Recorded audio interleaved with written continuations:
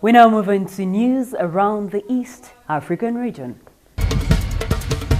We started from Southeast Sudan. The country's Revenue Authority and Trademark East Africa have signed an agreement to promote trade and help the country, whose economy largely depends on oil revenues, diversify into other sectors by establishing modern systems of the faster clearance of goods. The deal, officials said in a statement, will link Southeast Sudan to the regional electronic cargo tracking system, which is currently implemented on the Northern Corridor in Uganda, Kenya, Rwanda, and the Democratic Republic of Congo through the respective revenue and custom administrators. News from Kenya: entertainment and leisure joints in the capital Nairobi and other cities are counting losses after they were restricted from opening late because of the ongoing census. The census, which started on Saturday, ends on August 31st. The Interior Minister, Fred Matiang'i, ordered bars, pubs and entertainment places to close from 5 p.m. Saturday to 2 p.m. Sunday. Then also from Sunday 5 p.m. to Monday 5 p.m. Band club owners say they are losing millions because of the directive not to operate late in the night. Nairobi is a vibrant nightlife, which is an industry in itself. Following the closure, the city is now lifeless. Soccer lovers missed watching the Arsenal versus Liverpool match on Saturday evening because bars and pubs had to be closed early and all Kenyans were expected to be indoors waiting for enumerators.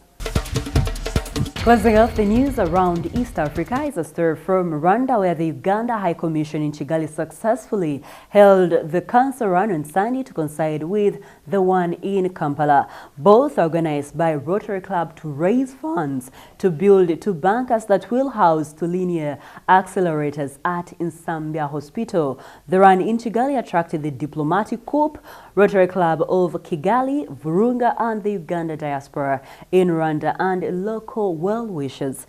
Runners assembled at the Uganda High Commission in Kinyuru, from where the run started and ended. It was a 5-kilometer run. The run in Kigali comes amid its uncertainty about the relations between the two countries. Following the signing of the MOU last week, Rwanda is yet to reopen its border. We move on to news around the world. We start from the continent. In the Democratic Republic of Congo, there has been an announcement of a coalition government 7 months after the inauguration of a new president, Felix Tshisekedi. Prime Minister Sylvester Ilungu told reporters the president signed the decree and they will begin work very soon. This was before the members of the new government were announced by the president's spokesperson. The power-sharing agreement will see the majority of the 66 members drawn from former President Joseph Kabila's Common Front for Congo. Kabila presided over the Sub-Saharan Africa's biggest country for nearly 2 decades and still commands widespread support. In Somalia, the government has accused the Kenyan military of destroying mobile phone masts in the south of the country, where Kenyan troops are deployed in the fight against the Islamic militant group, the Al-Shabaab. It wants the African Union to intervene and investigate the attacks, which seem to be aimed at preventing the militants from communicating. The Kenyan authorities have not commented on the allegation. Somali telecoms firm Homadi issued a statement on Saturday saying there have been 12 such attacks in the Gedo region, disconnecting up to 4,000 people.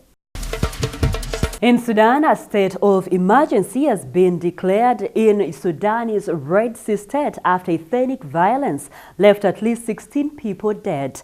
The country's new interim government has also dismissed the governor of the eastern state and the regional security chief. It is not clear what caused the clashes, which raged between the Bani Yama and Nuba groups in the Port Sudan from Wednesday until Saturday.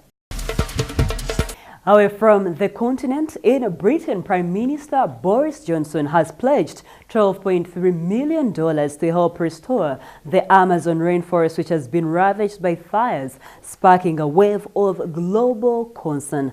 The money would be made available immediately to help restore the habitat, including areas that have been hit by the fires, the British government said in a statement released at the G7 summit in the French resort of Beatrice.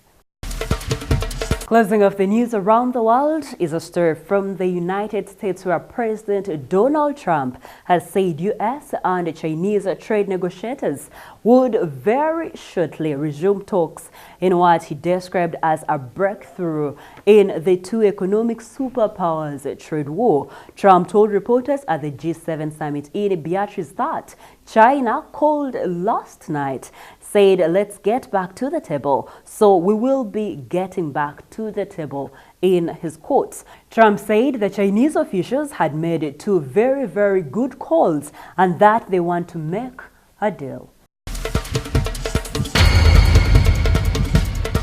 That is it for the news around the world. We now take a short break, but when we come back, we'll take a look at the news in business.